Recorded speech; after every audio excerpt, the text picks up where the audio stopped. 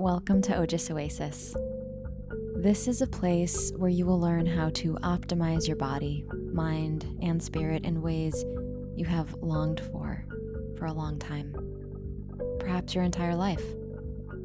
Our mission is to help you cultivate, nourish, and protect your Ojas, your immunity, and inner peace. I'm so excited to have you on. We met through a divine synchronicity between, actually, of all people, my mom and your friend Sam, and it happened really quickly, organically, and spontaneously. And like I think Sam was in my mom's office one day, and my mom was probably talking about what I do, and Sam was like, "Oh, I have a friend, Tara.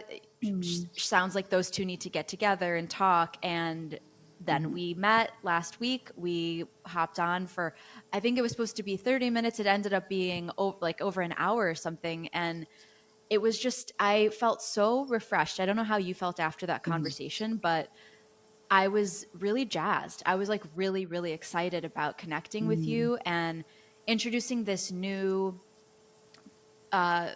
branch of healing onto the show, because I have yet to really explore this field that, even though you might be able to say like being intuitive is part of any healer's job, right? But specifically what you do, and I have yet to say what you do, but I think it's just so interesting. So surprise! It's a surprise. I know I'm keeping everyone on the edge of their seats here. So Tara Taylor is a medical intuitive and medium, and already when I learned that, I was immediately interested to talk to you and to learn about your journey and how incredible like the skill is to hone in on and then to practice it. And I just feel like with any skill, the more you practice it, the more it kind of surprises you and unfolds and grows and gets refined. And so first of all, I just want to welcome you to the show and say thank you so much for accepting the invitation. Thank you for having me. I'm so happy to be here. This is great. Yay. It's fun. That's what I feel. I feel like it's fun too. So a girl conversation about things we actually want to talk about instead of like gossip and all this stuff that a lot of people do. This is fantastic. Kindred spirits there, as we already figured out. Totally agree. So I was wondering if you could explain I will actually start with saying my first experience with this term, medical intuitive and medium, began in my yoga teacher training. And I had heard of the medical intuitive, who you also know of, Caroline Mace. Yes. And I read her book. I actually, in preparation for this conversation, I went back to her book, Anatomy of the Spirit. And I was thumbing through, and I was like, okay, let's just refresh my memory exactly how this works. And it all kind of came flooding back to me. But I was hoping that you, in your own words, as a medical intuitive and medium, could explain what it means when we say medical intuitive. What does that entail? And then the part two would be, when did you first discover this was in your essence, in your being? Yeah, great two questions. I feel like I can explain what I do as a medical intuitive, but I understand people's confusion, because when you say healer or medical intuitive, there is a wide variety of skill sets that aren't for every medical intuitive. So that's probably why it's confusing for people, right? And so for me, I've dedicated to be able to see with my mediumship, to see whatever is the most important for the person coming to me. Right? It is not my choice. It is channeled energy. So and I've honed in on, as soon as you sit down with me, is it, yes, you might have something to come to me with, but is it emotional? Is it mental? Is it a spiritual issue? Which that's where, modern medicine really should be going into, right? The spiritual end of it. So I basically scan and know how to read the energy of the body, and the information that comes to me will come to me very different with each person. So sometimes they get to show me in great detail. Like I'll see like the heart, like in MRI, like insanely vivid and pointing and circled. And it's like so honed in. And then the next I'll hear it, or it'll just be a knowing. So it's almost like I'm always trying to be sharp on all skill sets. It's not just one. So, so I'll take that information, and then I have not only teams of doctors I work with, but my own energy source that I can shift people for them to have success. So I do a lot of leadership coaching with it. I feel like in a lot of medicine, it's like one and done. And for me, I really stay with somebody a minimum of 90 days to make sure that they're feeling good. I love that. Thank And you. when did it start? Did you mentioned the visual aspect. So Mm-hmm. it comes to you as like an image. It can, or it's just this unbelievable knowing. Haven't you ever had that where you're like, I am not going there? I'm not like this affirmative knowing. So, yes, we all have it. And a lot of us have been kind of raised out of it, kind of, making ourselves question society. There's so much information. We question ourselves. So for me, it's just that innate always being tapped in with my meditations and doing, as an adult to be able to see what I see. As a child, the visions weren't there like they are now, but the knowing was there, or what someone would say is an old soul. Like when you're 7 and you think boys are gross, and and they're like, well, I know I'll have a boyfriend one day, and I know I'll have kids, but right now they're gross because I'm 7. Like I just you can reason and stuff, and you can also. I was also able to see the truth, which is very difficult as a child to see the truth when people aren't being truthful, and I didn't have a skill set to communicate the right, efficient way to get people to tell the truth, right? And I think a lot of kids go through that now, where they're more intuitive than ever, and they don't have the verbal skills to be able to utilize that intuitive nature. So for me, I'm very passionate about that. And then making a long story short is that when I was an adult, after having 3 kids, I went through a health crisis. And during that health crisis, all these other skill sets started coming out that I couldn't deny, and the vision. And it was so strong, so vivid. So then I would find shamans or anybody 5-star who wrote a book. I'd find people who wrote books, and I'm like, work with me. And I had them really hone in on what it was that I was going through.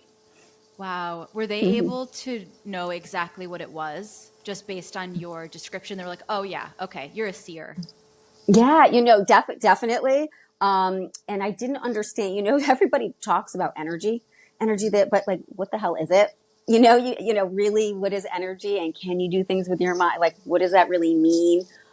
We talk about the neurological system, but it doesn't really even make sense to a lot of us. There's electricity in your body. And so to have somebody actually coming in with the knowledge to express it in a very chewable way to me was, and also demonstrate, like, cause, I think going through something, visualizing it is believing more than reading from academia.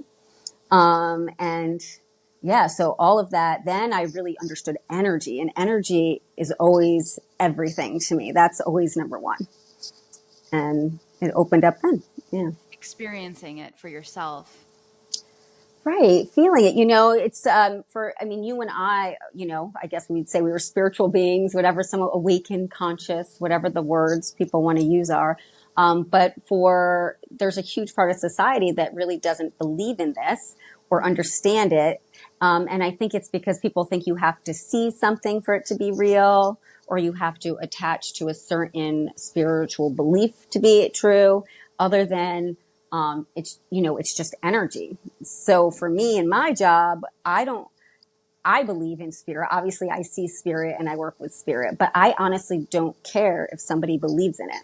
I just want them to believe in energy. I want them to understand and know how to manipulate energy. So, and it's if somebody has a panic attack or a headache or a trauma, and I'm talking like you, and in a few seconds I take their pain away. I mean, how do you deny that? How do you say that didn't happen? That's So incredible. that's what I'm saying. Feeling it is believing it. And you're able to take it away how? Like, is there something you're able to Mm-hmm. articulate to them to make them get Mm-hmm. to an inner Mm-hmm. knowing within themselves, or is it applying a pressure point, like pressure to a certain energetic, in Ayurveda Mm-hmm. it's marma points, in chiropractic Okay. it's meridians, but like, is there Yeah. physical touch involved, or is it Reiki, or Mm-hmm. There oil, doesn't have cooked to be at oil. all. Yeah, I mean, listen, there's any for you to get this is the easiest way I can explain it for people is that I see energy like the human body like a dimming light switch. I make it really really easy. So at the peak when people have that high point of the light switch, the bulb is bright, it's white, you can't really look at it, it's running at a very high vibration.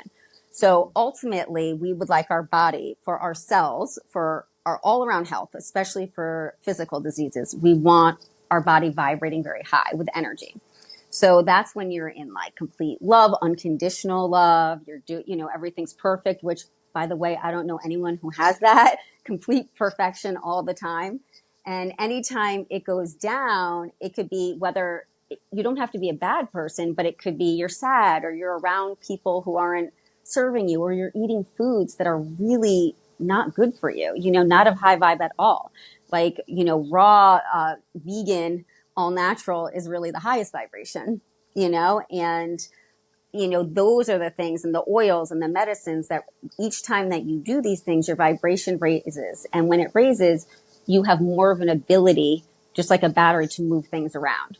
So with your mind, with my mind, just for me, because I practice with that energy, I take energy and I see it almost like a tornado of white light. I do it different for each person and I push things through. I move things. I literally just do it like a video game in my head. I go in and I work on their body, but I can pull it out like that. Like I just had a client lose both his parents in 12 hours. Like that's devastating, Wow.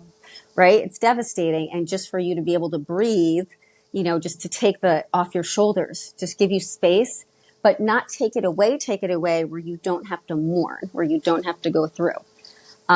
So, I'd like to say I'm fully in charge, but I'm led to what each person needs. Like some people need to go through the pain and understanding it brings growth. And some people have been through enough pain and they don't need any more. And they're just have a low vibe. They need that like weight off of them. So each person I bio individually get to change for what their needs are. If So that there all makes is sense. totally. So there's like the complete spectrum. You see people of any, condition.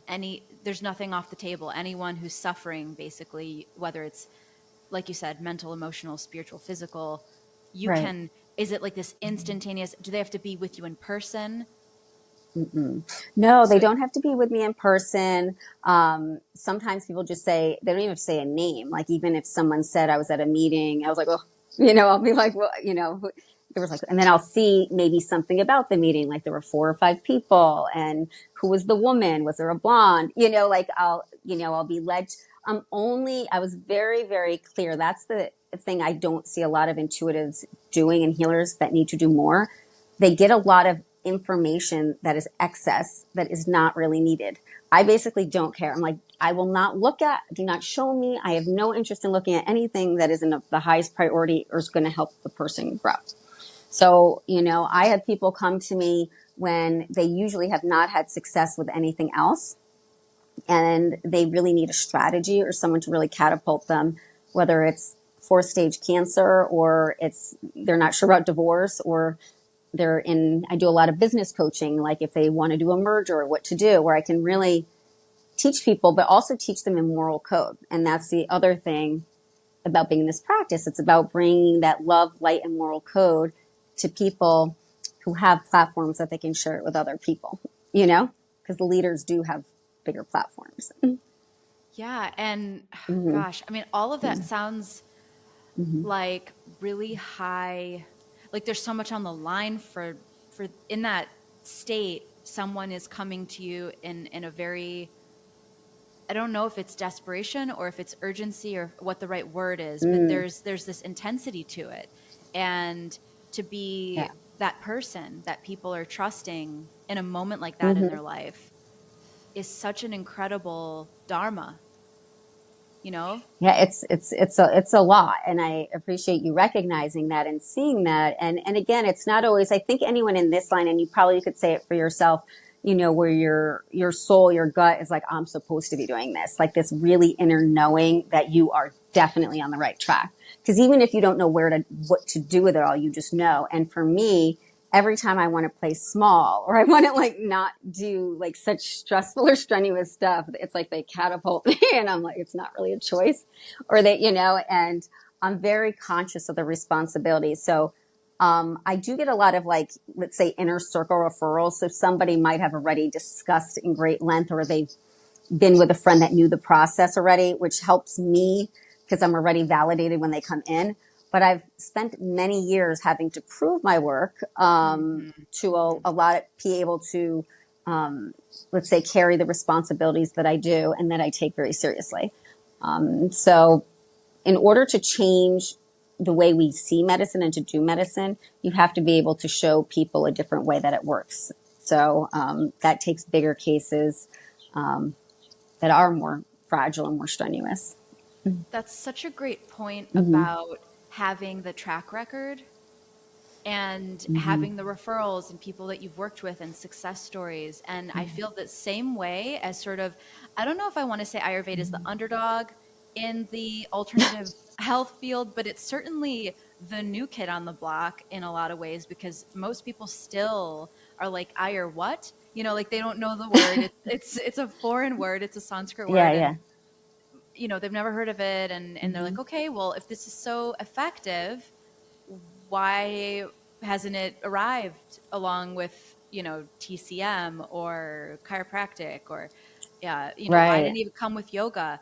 And it's the sister science to yoga, and it took longer to come only because probably it's a lifestyle that is kind of in many ways completely contradictory to Of what the everybody way does. that Yeah. we live here. Yeah, yeah, yeah. It's such a it really reigns supreme in the preventative arena, like in terms Yeah. of like functional medicine, so Mm-hmm. and behavioral medicine, and it's also dealing with the spiritual and the emotional and the mental. Like Yeah. it's seeing that holistic perspective too. But I'm all often feeling that same kind of sense of wow, I have the responsibility to not only am I when I work professionally in my life in this field, I'm not only me, I'm really it's I have to we were talking about this the other day how it's like the ego has to be totally extricated and we have to realize that we're Right. really kind of holding a torch for the field of, I guess you can say, holistic medicine, another Yep. approach to medicine, integrative healthcare. We're really the ones that are introducing and in many ways, like you said, proving. And Yeah. Well, that there's a bridge, like really being a new bridge, a new, more modernized bridge, and being able to meet people where they're at. I think like even with Ayurvedic, people attach, let's say methodologies with other people. So I've heard in the past people attach that to like Deepak. They think, oh, and if you don't like Deepak, then you don't like Ayurvedic. Two right, separate things. right. He just, right, like he, maybe you don't like how he did it or if you don't like him, but it's still, right? Like there's many ways to do something. And I think, everyone thinks it had, and other healers have also pushed stuff like if it has to be an all or nothing, just like a lot of healers might not believe if I don't care if people believe in spirit. Like, how could you, Mhm, it's spirit is energy too. What's the difference? Like, mhm. so I think you have to meet people where they're at and you have to sometimes breadcrumb people. Some people are 2 feet in and some people are 1 foot. And if we really want change, don't we have to be able to meet people at that and give them a little bit of everything? Yes, Um, right. So I'm grateful. Like when you say Carolyn Mice, like everyone say when they hear medical intuitive, that's the number one person they go to, right? right. Because that is the only person that they know, right? So, which is great because the Deepoks, the Mices Right. of the world have laid the groundwork for us to actually be here, but it doesn't mean we're them and it doesn't mean we have to do it like them. And that's where Exactly.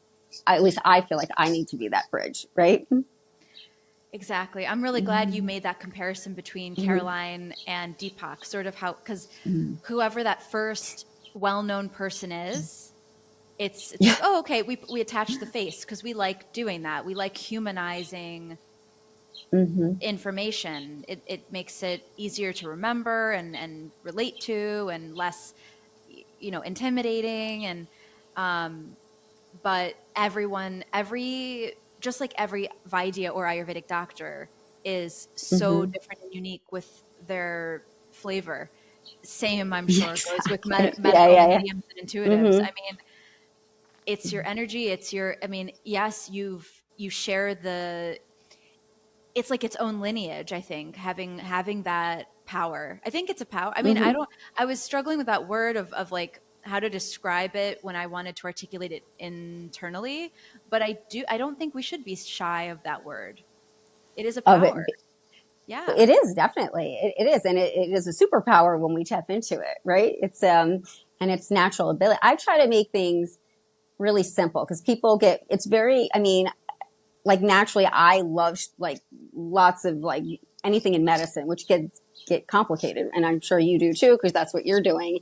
But, the average person, it's a foreign language. So it's just like if you think about it as like a plant, right? And how easy it is to keep a plant alive. Technically, it's supposed to be easy. And a lot of people really stink at it, right? But it's just that soil, like the good soil, the sunlight, water, the right elements. And then how many different plants do we have that really need all of that, but they need it a little bit different? It's like their secret recipe of what to give them.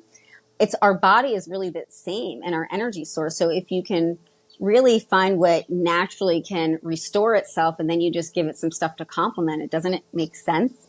That we would thrive in our power and we would grow just like you would see a plant visually doing, you know? That actually sparked a curiosity in me to ask you about, because in any field, I mean, yes, we can be as present and as, you know, uh, like in able to source the knowledge of what's going on in a person's body, like really connected to them. And that person still might not be ready to heal, or still not, they may not be able to heal from something. And Mm-hmm. then it's like, oh, wait a minute, I thought we were supposed to, right? And then people question, wait a minute, that person came to you, you're supposed to be able to be the healer. And in Ayurveda we have this saying that actually it's always the individual or the patient that heals themselves. And Right. Yeah. we're like the conduits for the medicine, but it's almost like if there's a brick wall, then nothing can come through to it. So do you ever feel like in the cases that you all the cases that you get, all the people that you meet, is there a certain kind of, I mean, of course we know people with more open, like an open-minded, open-hearted nature are going to be easier to connect with and heal faster. Of But course. Yeah. for those people that are closed, maybe it's due to trauma, or Mm-hmm. maybe they've been, we don't know, they can come with so much backstory of Stuff. why they might not be Yeah. able to trust. Yeah, stuff. Like, Yes. Absolutely. is there a way that, like, do you have a process of disarming them and making them feel, you know, Mm-hmm. safe to open, to receive? Absolutely. And it goes just to what I said, meeting, and that's why there's no ego and righteousness in medicine, where people come in and it's got to be this way, because, letting people, trust it for themselves. So again, it's meeting people where they're at. I work Mm-hmm. with, I'd say a pretty high percent, maybe 70, 75%. Even like men in like high level positions in political, but that are not normally open to this, that are kind of skittish, or someone made them an Yes. appointment. Mm-hmm. Right. So, and it's like, I'm like, listen, let's just talk I always say, let's talk for 5 minutes. If it's not a match, like you're out, like, don't worry. You don't like, I'll like, don't have to do this. Like I already let them know that they don't have to be here. But then I always ask questions. So I let them, instead of saying, well, spirit came down and told me this, and I said it like this, and bring it really scary, or being like, it's your fault because your energy isn't good and you're bringing this. I ask it as a question. I often just plant these seeds and like, well, what if you just pivoted? And what if we stepped back and watched it like a movie? Would you be as attached to that emotion? And they'd be like, no. So all of a sudden, when you change their perception, immediately everything else kind of changes. And that's the first thing to change is the mind, right? Like we really get them opened to get ready to do the rest. So then depending on the person, At the end of every session, I do meditations, which are really clearings, like energy shifting. But I'm very conscious if someone hasn't done that. So I'll say, I usually do that. Do you feel comfortable? Would you like to wait? Right? Or if I see an energy, let me know what your background, how you were raised, like what's your belief system. If they say Catholic, whatever, then I'm not going to call in what is something for me that might not be a match for them. So I'm always just really conscious of their belief systems, what they're ready for, and how they need to handle. So the way your language is literally everything. That is so, I had no idea that Mm-hmm. 75% of your clients or your patients were men. And then Oh, like these really high, like mm-hmm. high performing men, because especially, Mm-hmm. I mean, not to sound gender Mm-hmm. like binary or like so gender biased or something, but Yeah. men are usually the ones that are the most skeptical of Mm-hmm. things like Yeah.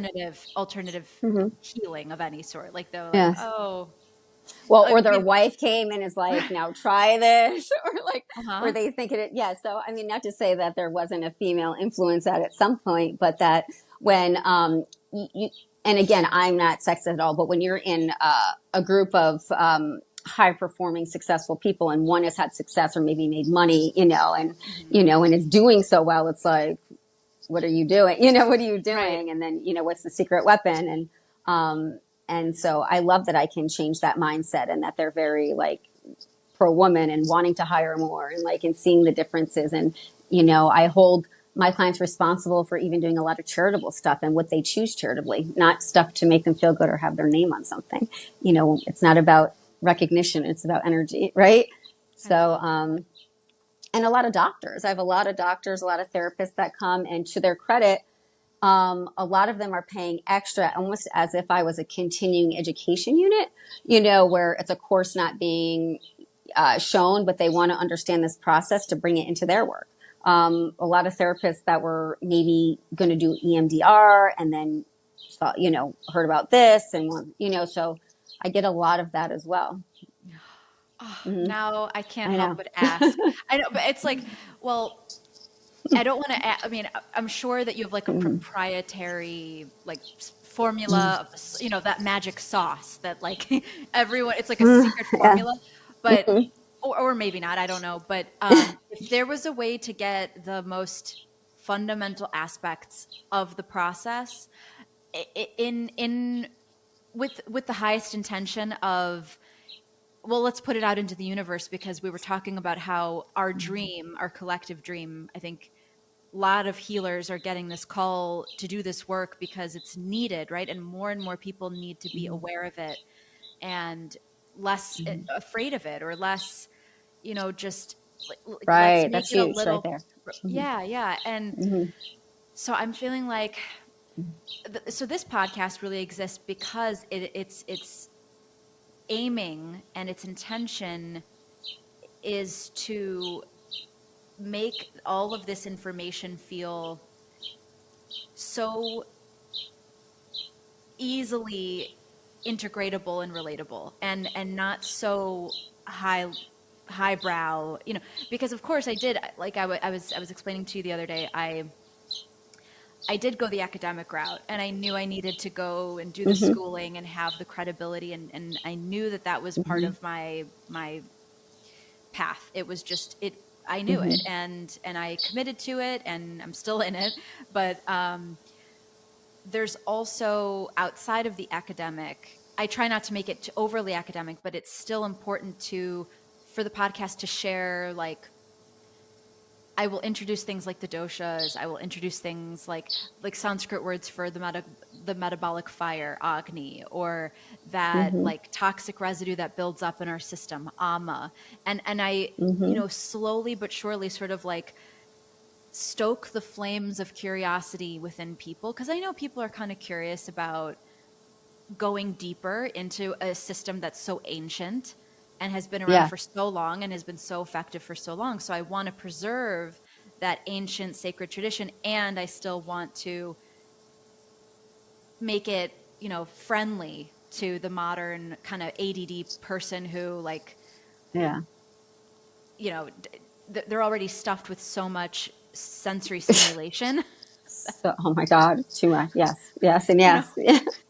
so Yeah. Well, it's got to be like chewable information, right? Like just very 101 digestible. and not intimidate. Yeah. So it's not intimidating and you want more, you know? Mhm. Absolutely. On that note, Mm. do you can you can you help us digest or No. like yeah, no. Okay. Mm. Is there like a digestible 101 kind of elevator not explanation, but like a poetic way of describing your process that isn't giving away everything that you might not Hmm. want to necessarily share, but whatever you feel comfortable to share about it? Well, I will say this. In order to do this job, you have to be extremely accurate. You can't just be sometimes accurate. You have to, right? So the information you get has to be on point. And to get that, you have to be at your purest. I mean, that's really anybody. There's, man, woman, age, does not matter. Your body has to be vibrating in a certain place. And you can't be, the biggest thing I say in the secret sauce really is you can't be two different people. And Mm. I mean that because the majority of our society is. Like even the leaders that we see, and I say leaders like the experts you see on YouTube or TV, it doesn't matter, where you see, somebody was a daytime host and behind the scenes they were like sleeping with everybody in the, whatever. Mhm. So, or you see people, I mean, how many times are you driving, honestly, not to be gross, and someone's like picking their nose, whether by themselves or doing, like, just be the fucking same person. Excuse me, but like, stop being, when you think no cameras are on you, like, just, can we just pretend cameras are on us all the time because they really are? Mhm. And just be a good person when people are watching you and when people are not watching you. Mhm. And I honestly think that is the largest problem in society. And it's also the largest problem with this type of work that I see, healers tapping into energies where they get a lot of right information, but a lot of really wrong information, Mm. it gives this line of work a bad, like the psychics out there, not to believe them or they're scammers, those kind of people. So it's because their consciousness is it kind of sounds like they're fragmented in internally. And it's not to say that the intuition is incorrect, but it's getting muddled with. It's not able Well, to there's come out. ego. Mhm. There's ego involved, right? Or you can't, I mean, listen, I've been smacked out of it before where we all get, anyone in any practice that's been doing it or becomes an expert in what they do. Sometimes we get lazy. We're like, you're running around or you have family or you have something and you're like, I don't need to meditate today or I don't need this. And you start to take shortcuts, which is ego, whether it's not coming from arrogance, but it's still like this energy that doesn't serve you. And then some time goes by and you really did lower your vibration. You really did create like these, what I call speed bumps, these blocks that make it harder to access the information and harder to get real information because the energy world is very complicated and there's a lot we have to do in order to keep it, you know, it's like, I don't know how to explain it. It's like, look, going to a concert and you see all these people. Hey, pick out the bad person. It's like, who's bad? Who's good? Like there's a lot of information out there and some people smile and they're bad. So the spirit world is the same. And you have to really be on your best to get the most precise information. So it's important. Can I ask you how you stay pure, how you keep yourself purified? Hmm. Because I feel like we almost have to retreat to the forest and live there and be Well, those medicine women in the forest in order I love to, that. I'm a like tree hugger. Yeah. hi, me too. Yeah. Of course, of course. But Yeah. I literally want to live in the forest because I often feel like when I get closer and closer into vortexes that are low vibrational, I can't see. Like I start that vision, you know, and I'm not talking about being a I mean I've had Reiki masters tell me I have some psychic abilities, but I can't Hmm. I wouldn't go as far to say that I see the images like you see. I For mine, Well, it's not mine. time for yours to come out that way, though. It's not time. Ooh, ooh, cool. So We're not there's always in hope. charge of our timing. Yeah, there's definitely hope. Yeah. If That's that really came out cool. now, it would be overwhelming, and it would be also very enticing to want to do that and divert from your studies. Your studies are the focus, and it's most important you get through that and you get your knowledge and create this platform, and then other things will open. So it's I a think you're rewarded. reading my soul. This is so cool. I'm sorry. I'm sorry I interrupted. I should not have. You were in the Yeah, yeah. flow. No, that's Listening. it's but this is the truth. This is the truth of, your story is many other stories, right? Where it's like, Mhm. what we think in our head, our timeline isn't necessarily the timeline of what, is to, that we need to be universally, right? Like, why did mine come out when I was after I had kid? Why so long?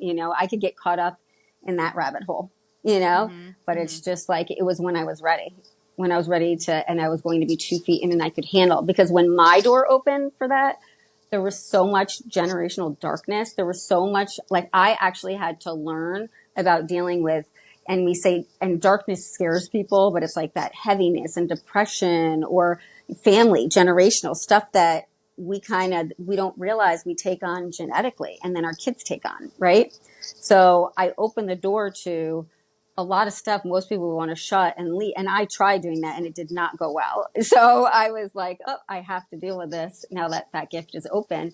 And then, and I've been taught so much in that process, which was great. So now everything's come easily. So I worked on the hardest first and now everything's been downhill, which is, not to say it's easy, but it's definitely easier than what I opened to. That is Yeah. so cool. Does your ability or your, what do we call it? Power, superpower. Does your, I Sight, guess my sight. Yeah. sight, does Yeah. your sight, your vision, does it stay within the bounds of the medical or the healing world, or can you see other things too? Like actual, for example, um, well, let's say like someone came to you and you actually see something about like a family member that isn't even theirs, or Mm-hmm. something that could potentially affect them in the future, or maybe it affected them in a way that they totally forgot. Mm-hmm. um does that come through too? Yeah. So, what people don't realize is that you're more in charge than we realize. So, like, when it first opened up, like, all this stuff comes and it's so daunting. And then it's like a muscle that you have to kind of exercise your brain and how you can, it's really all about like white light and how you can manipulate it. Cause white light is like the key to being at the purest. And, um, oh my God, as I'm saying that, I'm like already saying like so much more stuff. So I'm just trying not to like go from there. But I really invited it to come in is that I really want to bring the people that are most meant to be to peak performance where they can take that information and heal even more people, right? And change the world really that way. So I always will always get what's best, like I said, for you. It's not really my choice. So some people it will be. I prefer not seeing like a bunch of like past loved ones walking around. That actually really bothered me for a while. I'm like, they don't need to touch me. They don't need to wake me up at night. Like it was like, I don't want this gift. This is not what I want. But I didn't realize I was in charge. So as soon as I'm like, basically, I started picking a time. So I'd be like, okay, let's say it was 10 o'clock, like 10 o'clock to meditate every day. I'm like, you cannot be in my room. I need to sleep well. I need to feel at peace. I need to feel safe. And then I said, I'm meditating at 10. If it's something that you need me to know, and it has to be in my high, I was so, you learn to be so specific, for what you want. And then I would ask, and, cause first the information would come in and it was useless. I'm like, I don't need that. Or they tell me of a problem and it's not like someone I could just ring on the doorbell and just go and tell, that's not my responsibility. Right. So now it's like, if now even when I get, like, I'll even get certain celebrities, like their higher self coming to me that I've never met. And I will send it, I'll be like, if you need my work, you have to find a way to get to me. I will not pursue you. Like, and then I'll get a call maybe even 2-3 years later, like, I literally like when you come and you're open to the work is when I can give you the information. But if someone comes to me and a past loved one, I'll always get them or say, hey, listen, I see you've been texting and driving a bunch. right? Like, I don't know which way you Wow. normally go home, but you're not paying attention. And I'm like, all I keep seeing is Wednesday. Where are you going Wednesday? They tell me, I'm like, well, and we check, it's going to be rainy. Do not go that way. Yeah. So there's certainly that information comes through. Hmm. That's incredible. Can I tell you? I mean, there's so many things that I was like, "Oh, that's so cool. That's so cool." But so, okay, I will tell you because I've told this to close people throughout my life, like good friends, my mom knows, partners that I've had, but I've never met my grandmother. It was my mom's Hmm. mom. My mom's mom died when she was 13 of cancer and was a doctor.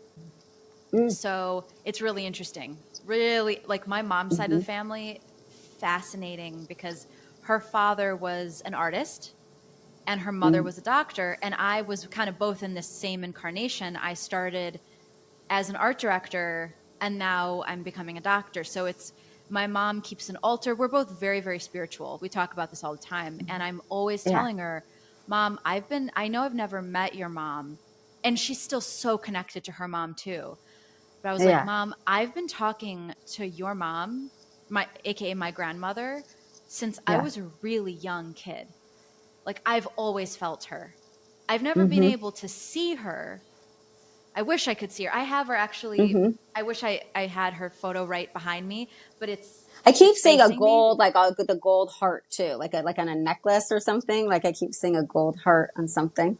Ooh, gold heart. Hmm. The other day I Hmm. was wearing a gold Ganesha necklace in the shape of a heart, and I just took it Oh, off. I just took it off yesterday. There's a that's whole so. backstory to it, but yeah, Well, there you go. but but I feel very called to show this photo of my grandmother to you. Yeah, Can I do show it. that? Okay, hold Absolutely. on 1 minute. 1 moment. Okay, this might give you goosebumps because Yeah. it's an incredible photograph. This is the original photograph. I don't know if you can. So my grandmother is this one with Oh, the wow. glasses, and Yep. she was teaching all these other ladies. So it's all women, which I immediately I'm like, oh, that's powerful because all these women are the healers, right? And Yeah. she's the master diagnostician, so she's teaching them how to read a pulse and figure out what's going on with people. So Yeah. She carried a lot of heart like ache too. She's a very strong. She was a very strong woman. She carried a lot of space for people. mhm. Hmm. My mom always said that she would, if people didn't have money, I mean, this was in the Soviet Union, Russia. My mom would say Uh, she would never turn anyone down if they didn't have money. She would heal anyone who needed help. So right. she was just, yeah. She's going to open a lot of doors for you later. Like when you open, yeah, when you really finish your schooling. Like I see a lot of recipes being taught, and the passion is certainly within your system. And she does overlook, and she does like watch what you're doing. Something about your studies, I won't say on air, something that you have to do,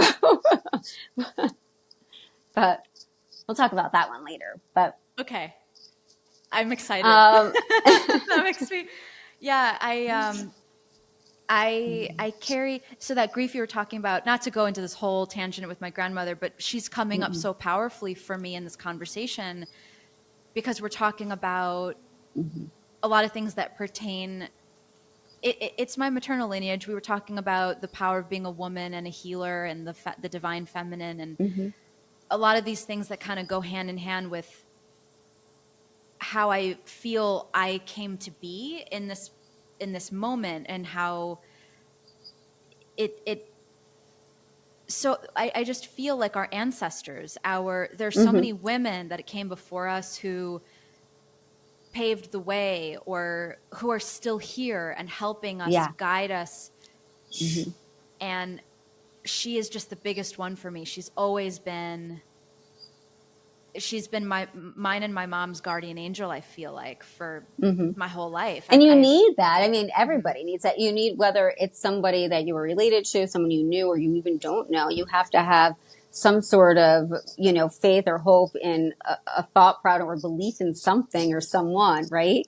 To give us that energy. So I think it's like a necessity as you grow, and to also to be able to take all the knowledge that she had that you guys can remember on earth, and then the information you will be able to get when you can access more, right? And that you're ready to utilize it, and I think it's really, really beautiful. I'm glad you actually brought her up for a few reasons, because that's what whole medicine looks like, and sometimes, even myself, I've struggled to put the language together for the physicians to, what it is, because it isn't always about, like going into a psychiatric appointment and being like, I saw a spirit, because then you get locked up, right? Like you get, like we have to be, Well, it's a whole thing, but it has to be, people have to understand that there's, it's like if you're getting a cold, and if I say to you, take more vitamin C or elderberry or whatever, that's considered like normal for me to give you little pieces of tools, right?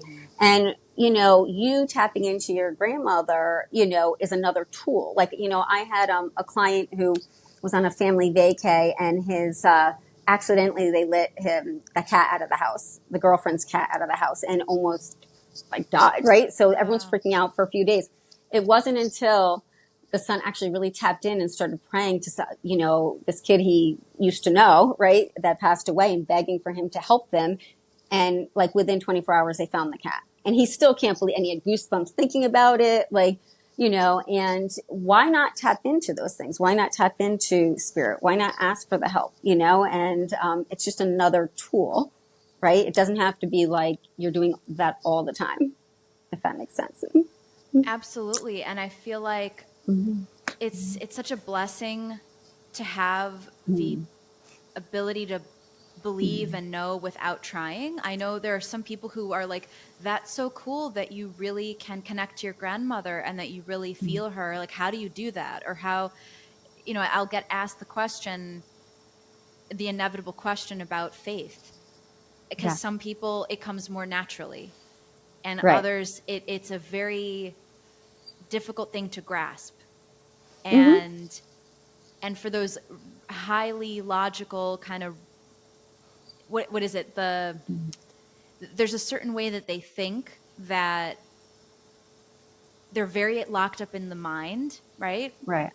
And if they can't think their way to it, they're lost. They're kind of like this, there's this disconnect in their Right. other more subtle channels, or maybe they're not trusting of those channels, or I don't know, something Well, is sometimes as a blocking. protective mechanism, people, I hear this a lot where there's something someone just, whether it's believing even in spirit or their husband or someone's been telling them something and they just can't get it.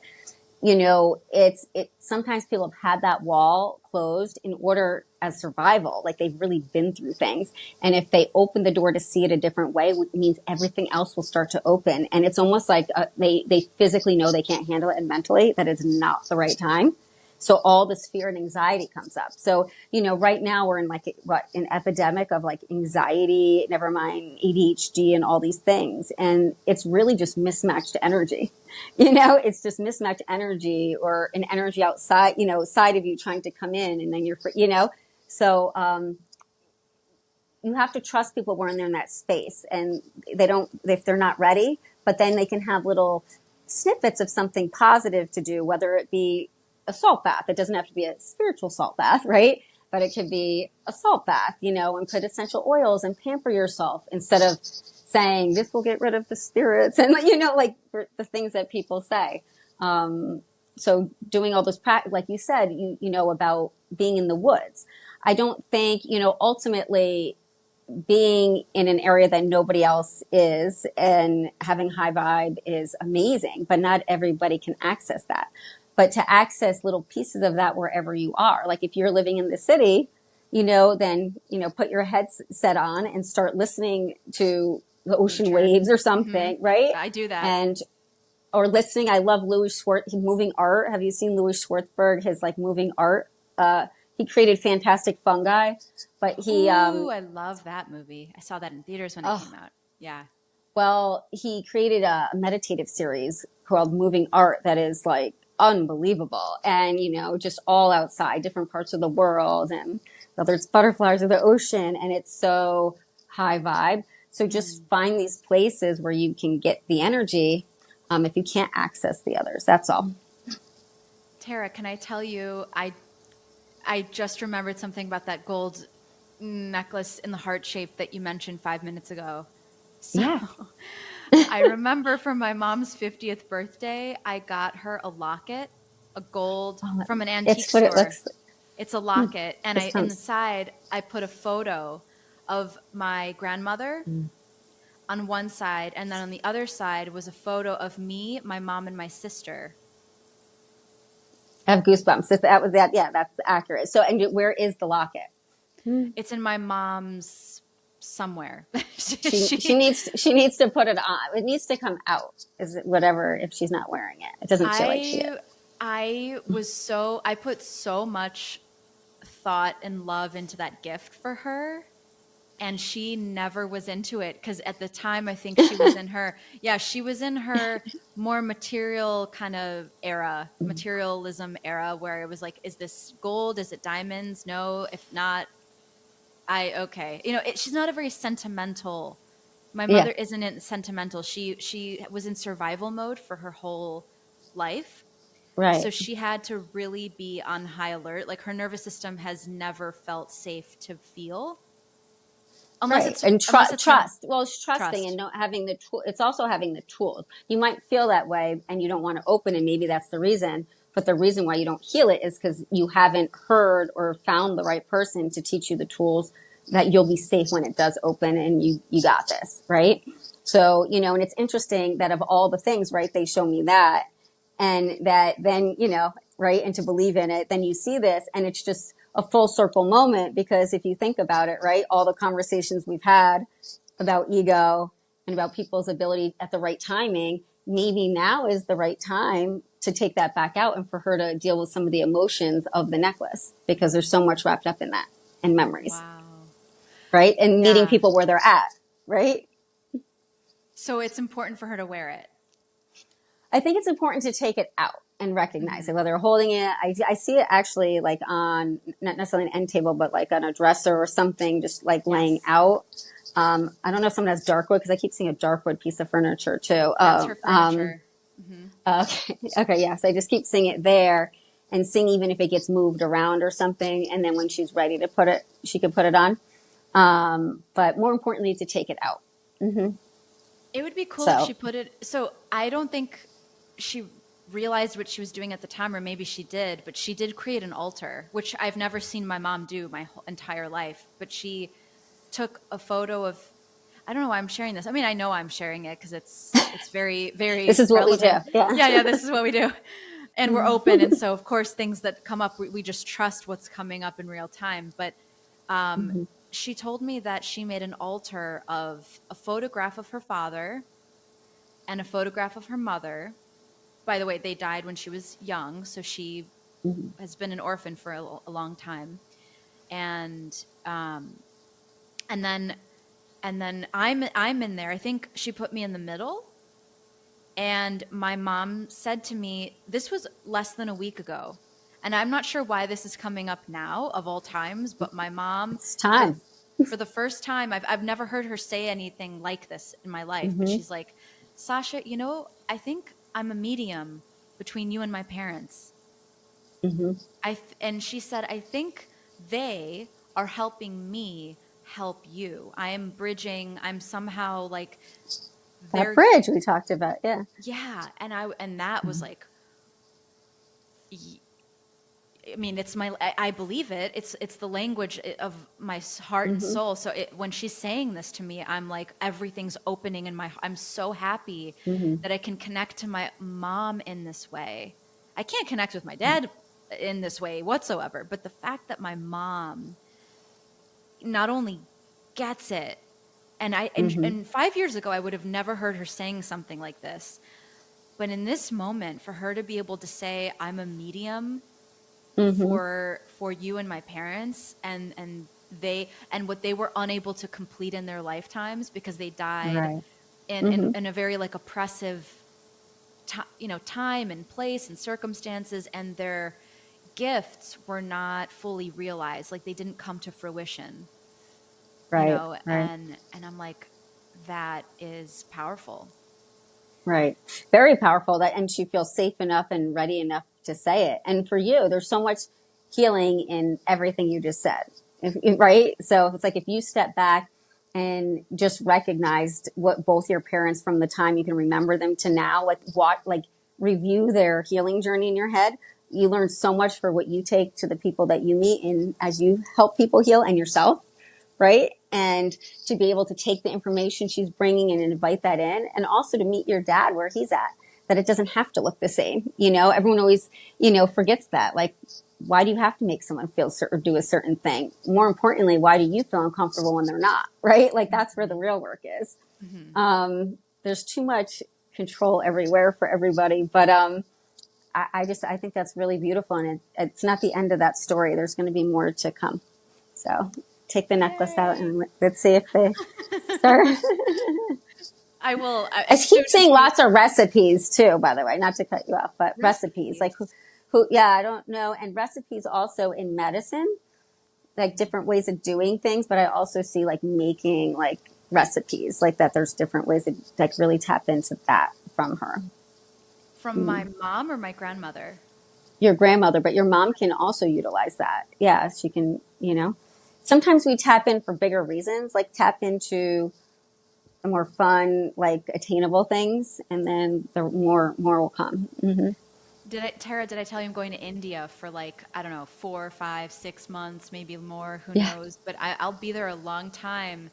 And it's a spiritual mecca out there. Oh And I my know God. Yes. you've been wanting to come. I would Yeah. love to see you there if you manage to figure out a time Absolutely. Yep. window and we could be there at the same Hmm. time. But when I am in India, so the 2 times that I've been there, those, so it's a very pure place, like Hmm. in the sense that people are very, very connected and prioritize their relationship to God or to the Yeah. universe or to, again, Yeah. maybe some people have Rituals like are a different way of life rituals. there. Yeah. Absolutely. Oh, and they are so Hmm. to tradition and to Hmm.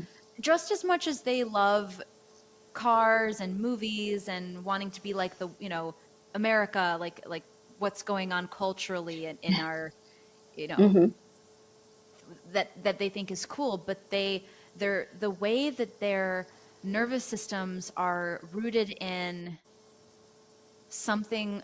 There's just this essence that feels very nourishing when you're there. And when I spend, like, the longer I've noticed both times that I visited, the longer that I'm there, that purity, that white light that I keep thinking about ever since you mentioned it, I become the white light is just I like dissolve into it. Right. Which is what I mean when you look at, I talked to this with Dee Dee Krishna, I told you about, who's huge over there, and we had this great conversation. And because a passion of mine is the divorce rate too, but like India is the lowest in divorce rate, right, in the Right. world, That's and incredible. and it's 70% in the U.S. 70%, It already went up to and 70. growing. Oh, and growing and growing. And it's like, and if you think about all the broken homes, all the lack of spirituality, all the lack of, some sort of rituals or consistency, which is really the basis of everything. We started as children going, what's the most important thing? That they have, right? That they're, under a roof and a consistent schedule. But none of our next generation is really having it. So it's interesting. We're still admired by other countries, but that they're like really at the peak, that brightness that they had, even cancer rates, like the cancer, like it's just showing you how unbelievable that only like the herbs, that whole, the whole structure of most of their way of living is actually a benefit. I mean, even I was looking at this for rice, like all the countries that have a basis of rice in their foods, but they don't cook it the way we cook it. Never mind how we grow it, how we always do something too much, how everything. So, there's a lot to learn from different countries in different ways. And it is a higher vibration. And in that vibration is where we ultimately excel. So just like that plant, to go back to that, like it's the water, the sun, it's all the basic things and then something different for each individual. It's the same for us. We all excel in that white light and from being in those high vibe places. But then what we choose to do with it is very individual. So it's not wrong for anybody. It's not like that doesn't work for me. No, it works for everybody, Yeah. And at the risk of sounding non-patriotic, which I'm very patriotic because because I'm Mm-hmm. the child of immigrants who grew up in the Soviet Union, and also as a daughter of Jewish immigrants specifically, and the whole history of my Mm-hmm. family and the Holocaust and all of that. I really appreciate the freedoms that we have here, and at the same time, Right. when we call ourselves a superpower or when people refer to us as a superpower, I often think there are some have people been traveling, because I've seen some really Yeah. superpower, like there's other types Mm-hmm. of superpowers that I don't think we've tapped Yeah. into quite Mm-hmm. enough here, or like maybe we can cultivate a little bit more. um one specific example that comes to mind immediately is um the postpartum, just the time off for for new moms to Oh my have God, it's so sad. Yeah, paid it's so time sad, right? maternity leave. Mm-hmm. I It's think ridiculous. that's an immediate, like, if we really just look at that one thing and the domino effect of it, right? And we Mm-hmm. talk about things like divorce and what are the causes, what are the root causes? Well, relationships feel a lot of stress when, they're under pressure, and when they don't have ease, when like the Mm-hmm. lack of ease in life Mm-hmm. puts strain on all of our relationships, but especially a partnership that perhaps, they're being asked, like a mother who just gave birth, to be asked to go right back Mm-hmm. into work Right. and stripped of That was that. struggling before that. Let's go back to, they were probably struggling before that. Mhm. Now they can't even get, if they chose their own body for an abortion or not having a child, then make maybe peace with that, right? Like all these situations people are going through. And then now they have to go right back. And then what's the cycle after they go back to work? It's what? So how many, do you look at the news? Like how many, like, there was like a 12-year-old girl that just died because her mom tied her to a chair and starved her for weeks. Oh my like gosh. like you the headlines are horrific and we're not getting it. It's all from lack. It's all from lack of education, lack of access, lack of of consideration and compassion to the importance of even of parenting. So one thing when we talk about root causes, that which is really what I always try to get to, and that's where energy always goes, that root cause.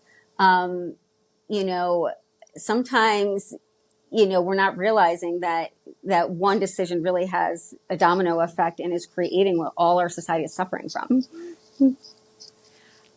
So a year ago or so, I went to Europe for 2 months. I went to Ireland for a month, and then I went to Italy, no, sorry, London, then Rome, and then Copenhagen. So in a very short Mm-hmm. span of time, I was like spending like, I was in Ireland for a month, but then I was in London for 10 days, Rome for 10 days, Copenhagen for 5 days. Mm-hmm. Mm-hmm.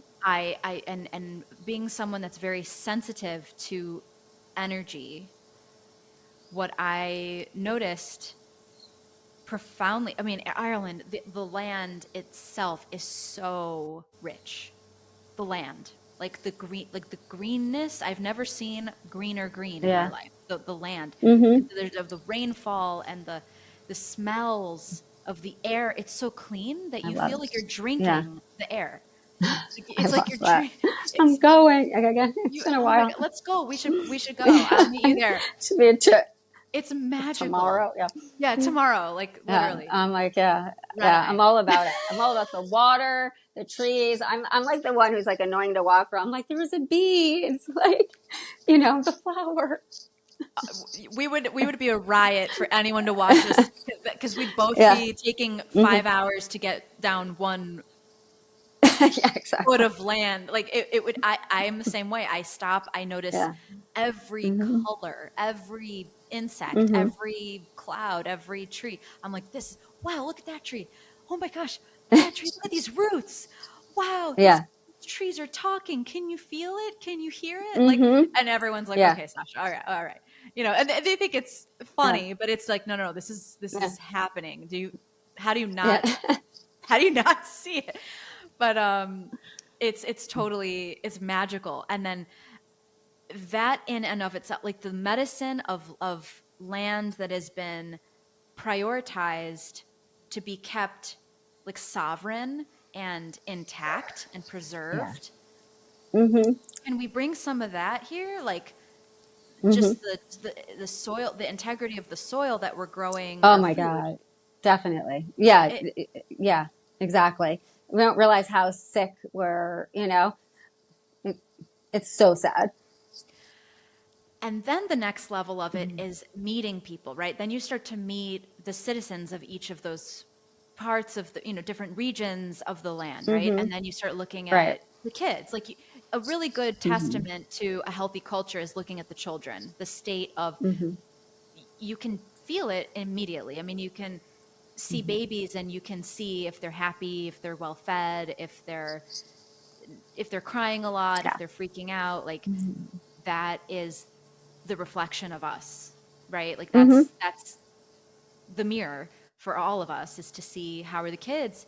And I noticed when I went to Copenhagen, of all places,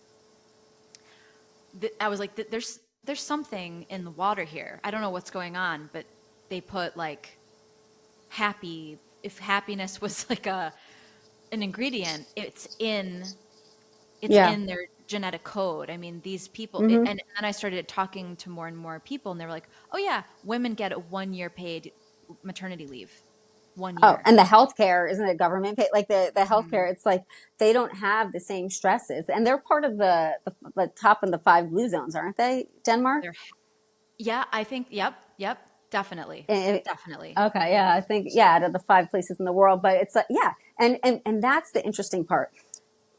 Everybody's competitive over the next person. Why? And that's the stuff that I try to work on, where I'm like, why can't we just take what everybody, why won't we learn from each other? Like right, China did some amazing things in medicine. Why are we not saying China did this? Because we're supposed to be like America's doing it. And, it just all like take this information and go, okay, that worked.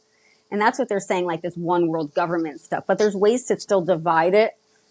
And it's like, how much more repeat of tragedy do we need? And how much more do people, and that's what's wrong when we talk about medicine and all of us. Like, I don't want to be in the same cycle. I'm sure you don't want to keep interviewing years and years down the line and see that we're in the same story. We want to see mhm, some sort of progression, yes, right? yes, And some yes, sort of awakening to a better place. And that's where, again, the secret sauce is in not being two different people and not being an ego, and being in your truth, because, we're way too greedy. We think we're supposed to have all, we'll do anything to get this or that and stomp on anybody. We're not valuing the relationships we're in. And I mean, look what you just said about, like, we think it's funny if we were watching butterflies and skipping along. But when kids do it's that, don't totally they get normal. like, they're medicated? They're medicated and they're like, they're Mhm. taking forever. They're distracted by Oh, right, everything. And it's uh-huh, right. It's like, yeah, think about that. Like if a kid does it on a trip, like, and he's with his school or if he's with his they family, get everybody's like, diagnosed, they get diagnosed. So it's like you can diagnosis, only do that for like a second. You're on a yeah, timeline and then we got to go to the next thing. yeah, they pathologize Hmm.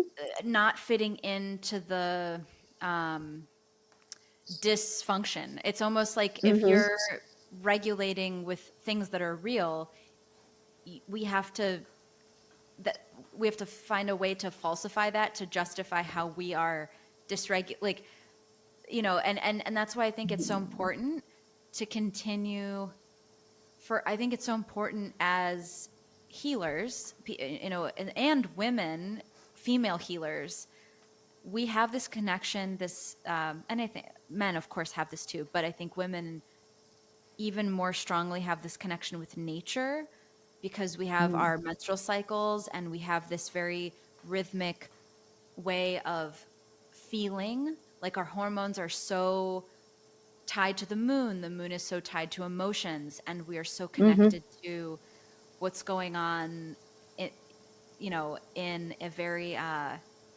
there's just inextricable connection that we have with nature that is Hmm. always felt. Like every day I feel it, and it's so important for us to, I think it's just reminding ourselves and then also normalizing. I'm trying to find the right words. I'm like digging to, it's normalizing the fact that we are not separate from nature, and nature, and that's a, by the way, huge proverb in Ayurvedic wellness, Mm-hmm. and the path of perfect health, svastaha, is Mm-hmm. abiding in thy true nature and knowing that we are not separate from nature, Right. and coming Mm-hmm. home to that, and that involves the spiritual, and this, and the reason I'm bringing all this up and tying it in big bow is I like like, that.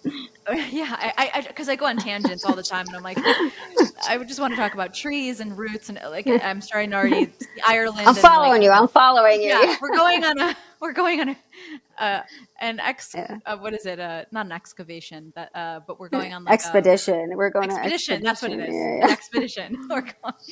We're already like packed. Yeah. During this conversation, we've been packing our suitcases. But you know, I was talking with one of my teachers the other day about how the time that we're living in makes it easy to forget.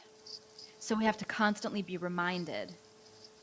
It's the Kali Yuga, like it's this huge time span of confusion for the human species. Like, we are so lost, and we're Mm-hmm. so disconnected and confused and scared.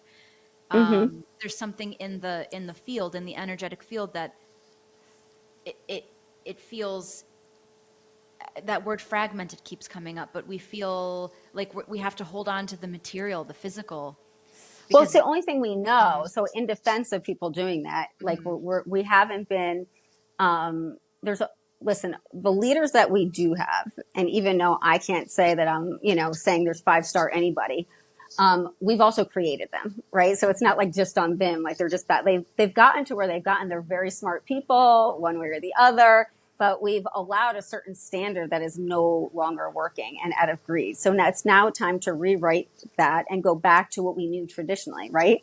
And not to wait till we have like all the stuff that I see coming out, especially in this nation, about fixing things is about adults. Like, why are we not adding like what we're talking, naturology, whatever we want to call it? And why are we not implementing this as an actual, like a criteria that has to be met starting from day one in a school, right? mhm, That it's that we're giving it to people and that we're giving the knowledge we know already and putting it in a platform, which I already have ideas for that. And it's not just about the kids. It's not just about adults. It's about both together and how we can collectively grow together. And it's just like, and it's not that complicated. If everyone could just be kinder and more thoughtful, I don't know, maybe open a door when someone's walking instead of slamming it in their face, instead mhm, of yelling at someone, talk to somebody, right? Instead of just going to fast food, maybe buy something, that's a little bit more fresher. They're really simple, everyday choices that lead you to the higher vibe, that leads to a higher connection, to the higher desire to want to see those things. And then when you're offered the lower things, you don't want them anymore. It doesn't feel mhm. good anymore, Oh yeah, they're right? not satisfying.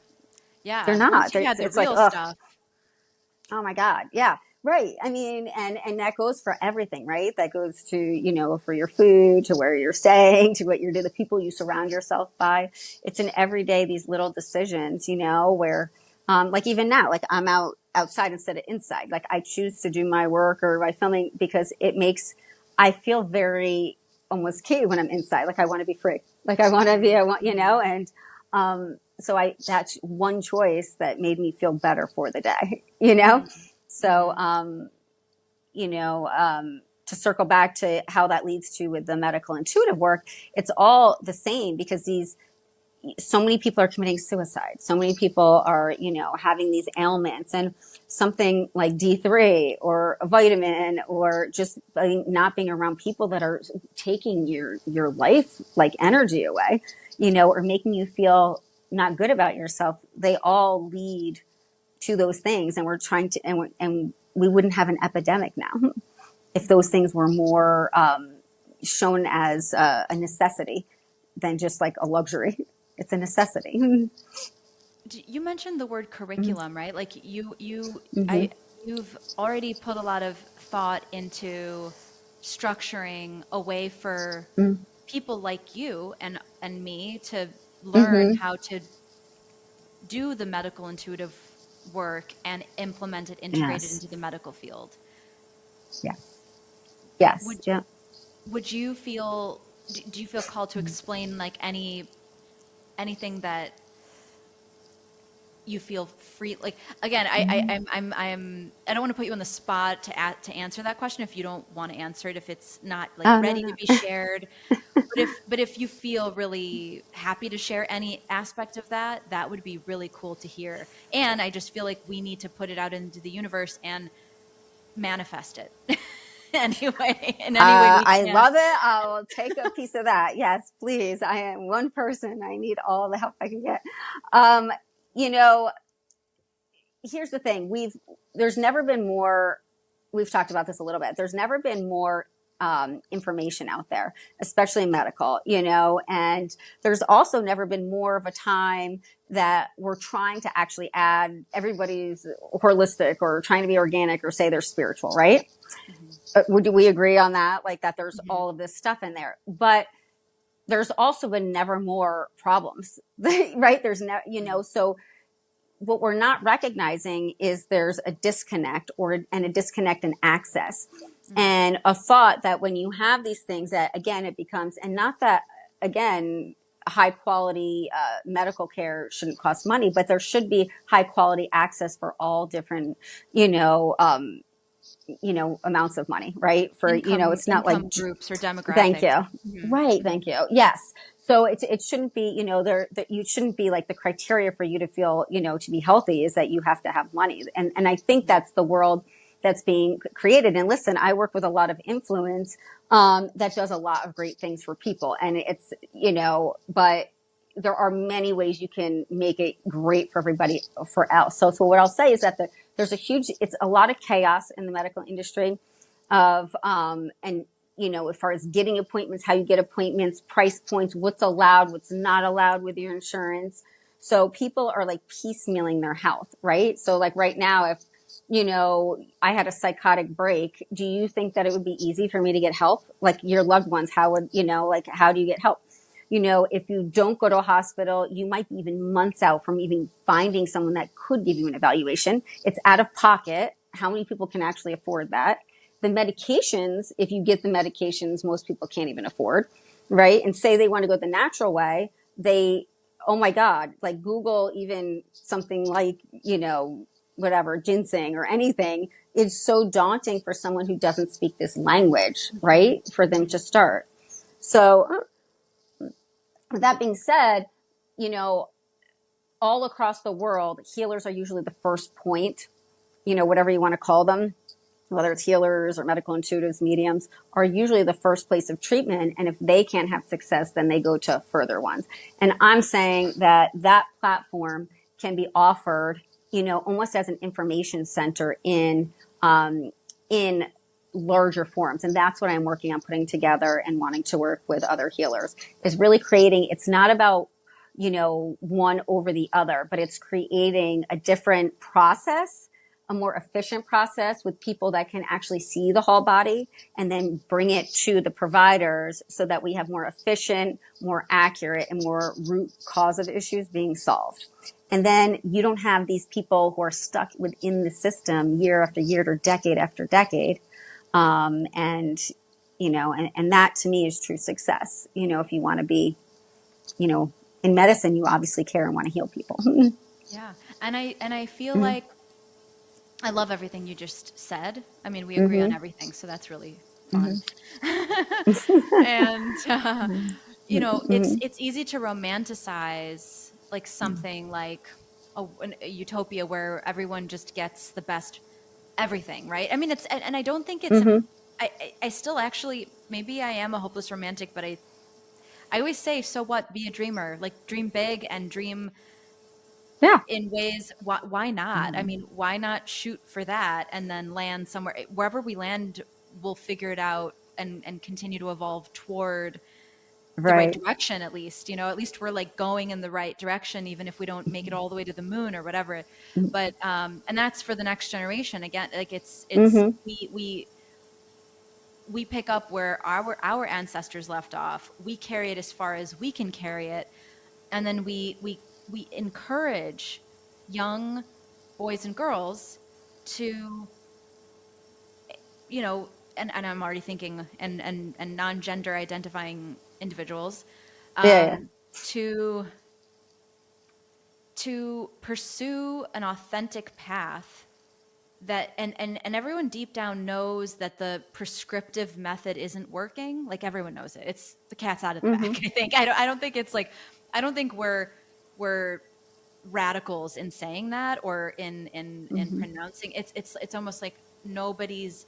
I get a lot of people just like you who came from the, you know, modern medical field without any results, with a lot of frustrations about it. And it's not Mm-hmm. to say that the I always say, like, thank God we have hospitals, thank God we have surgeons, thank God we have life-saving pharmaceutical medications for people. That is beautiful. It's a blessing. And what do they do when they get home from the hospital? Right. Then what? Yeah. Mm-hmm. Like crickets. It's just crickets. Yeah. They don't know what Yeah. to do. So, Mm-hmm. as much as we're healers, we're also educators. We're teachers just Mm-hmm. as much as we are Mm-hmm. the energy conduits for the healing. And um, it is a responsibility, but it's also, we were talking about this, how it doesn't have to be so jarring to think that we have to do it all on our own, or to think that, Mm-hmm. if it's not us, then sometimes it can get to that point. But we have to remember, the more we talk, the more we connect, the more Yeah. we whatever you feel called to do, as long as we don't get in our own way, I think we're limitless in the Mm-hmm. progress that we can see in a very short amount of time, because there's a hunger for change and there's a hunger Mm-hmm. for healing. I think now more than at any other point in my personal life, I've never seen people as open to Right. Ayurveda or Mm-hmm. medical mediumship or the Mm-hmm. spiritual.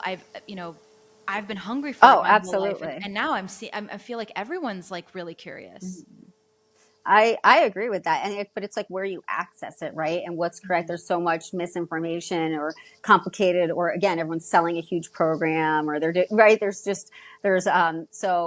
You know, I do think it's the beginning of people really just getting out there, and there's I'm seeing a pivot in less ego and less need to have like everything, and people downsizing, and and really realizing that they don't need the materials, and I think that that's really important to just be whole within self, and be surrounded with who you love. But there's been so much sacrifice for the people even doing that, so it's time that there's more, again, more language, more things like that, this out there where people can hear it, know they're not crazy, go for it, dream big. I mean, that's how NASA got started. That's how, every great, huge thing got started, right? Einstein, all these things. So, Steve Jobs. and if Steve Jobs, but then there's also like when you go in and you get coffee, we need the barista. Like, if you love doing what you do, but don't do it and be basically an asshole to everybody else. Like, do it Mhm. because you love it and make peace with it. We need everybody in every position. It's just that making peace at where you're at then, and not complaining, Mhm. So, in, And I think India does a really good job of that. The Indian population, and again, and I'm someone, I've traveled to all over the world, and I've been to so many different, like, it's I've been fortunate. It's in my nature to mm-hmm, need to travel. I prioritize that as a part of my spiritual hygiene, to give right. me the perspective and the, like, reset. It kind of allows me to re-enter this energetic field and not feel so bombarded and overwhelmed with the, Mm-hmm, and it's not all bad here. I mean, not to, it's not like, living here is great, and there's so many people who dream of living here. It's a mm-hmm, beautiful place to live on so many levels. And just like any other place, and just like any other human being in the world, mm-hmm, we can improve. We can look at what's not working. I think it's that's how evolution works. That's how humans actually have been able to survive for so long, is that we're so adaptable. We're Right. so adaptable, but I think the ego gets in the way. Like we were talking about, ego gets in the way, and we have to humble ourselves to the fact that Mm-hmm. Mm-hmm. we need each other. We need to be okay with needing one another. And and we're too hyper independent to the point where we fall apart. We're not really designed to Mm-hmm. be so like hyper self-sufficient. I mean, it's Mm-hmm. great to be able to do it all on your own, but like how can you Yeah. sustain that forever, Which is right? what is happening, which is why mental health is an epidemic, especially after COVID. We didn't, and I say we because collectively, about teaching the younger generation how to, really be able to serve for themselves. They get to go to college and do all these things, but their parents are paying for it, right? It's not like they're working and paying for it. And then COVID happens, and the job stuff has changed, right? So the hope has changed, the access has changed, so it's all this fear based nonstop stuff since then has happened, right? Between the beginnings of wars possibly now, and we're talking nuclear weapon, and just there's so much uncertainty with the course of the country. And it creates this instability that no one really, people just don't know where they're going, right?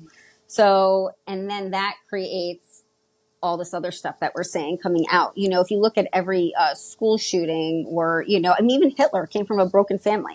Hitler was in a broken family, right? But all of these are coming from broken families, not the right mental health, no really hope, no real access. We're talking the skills that you can be independent, but still together, right? Like you Yes. can, that doesn't mean isolation. That doesn't mean you do everything on your own. That means it's safe for you to go to someone and say, I need help. And it's not just money help. That's the kind of help people ask for these days. It's like money, money, money. No, like, can I have a hug? Right? I love how you make, whatever, chicken pot pie. Can you make, like, I'm needing soul food. Like I need something, but, can I walk around your garden? Like, it could be something very small, but it is. It's a, where we feel safe. And the Denmarks of the world, India, which is a very much more still country, we're Mhm. very present, and they notice that. And it's why people are fleeing and why people are going to other countries. Depends So, which part of India. India is a huge mm-hmm. country with a huge population, but there are the pockets that I've visited specifically have been the spiritual, like Meccas, yeah, yeah. Meccas. Then of course that's where I want to be, is the places where it's like Mm-hmm. you just feel God 24/7, and you don't have to try, Right. which it's just such a, it's like a vacation, because it's sometimes when you're in the midst of the materialism Mm-hmm. culture, like you said, to keep that white light intact, or Mm-hmm. channel open and clear to feel it or to see it, you have to constantly purify yourself. You have to, whether it's saging yourself, Mm-hmm. turning the phone off. Like for me, Yeah. sometimes it's a bath. Sometimes it's listening to Om on repeat, just the Yeah. Om, Om, All Om. of those, but realize it's also within you.